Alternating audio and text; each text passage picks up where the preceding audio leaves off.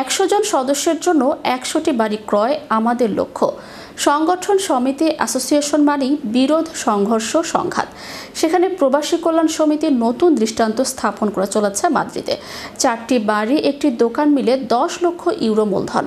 গত শনিবার বাংলা টাউন রেস্টুরেন্টে আনুষ্ঠানিকভাবে তাদের সংগঠনের বার্ষিক রিপোর্ট এ তথ্য প্রকাশ হয়েছে।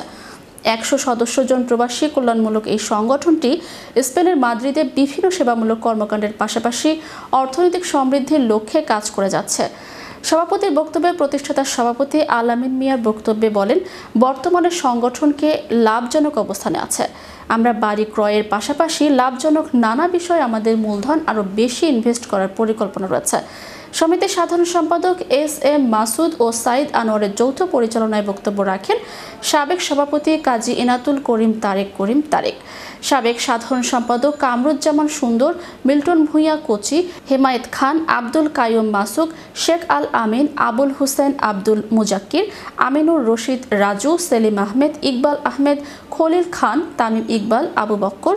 বর্তমানে এই সংগঠনটি স্পেনে ব্যাপক জনপ্রিয়তা লাভ করেছে। গঠন করতে গিয়ে অনেক রকম বাধা বিঘ্ন আসছে, তা পেরিয়ে নিজের অত্যন্ত সকলের শ্রমের কারণে আমিও শ্রম দিয়েছি, আজকে এই পর্যায়ে আসছে। এই প্রবাসী কল্যাণ সমিতি আজকে আমাদের 4টা বাসা আছে, একটা দোকান আছে, এবং এই প্রবাসী কল্যাণ সমিতি এখানে প্রায় 10 লক্ষ ইউরোর মতো এখানে অ্যাসেট আছে।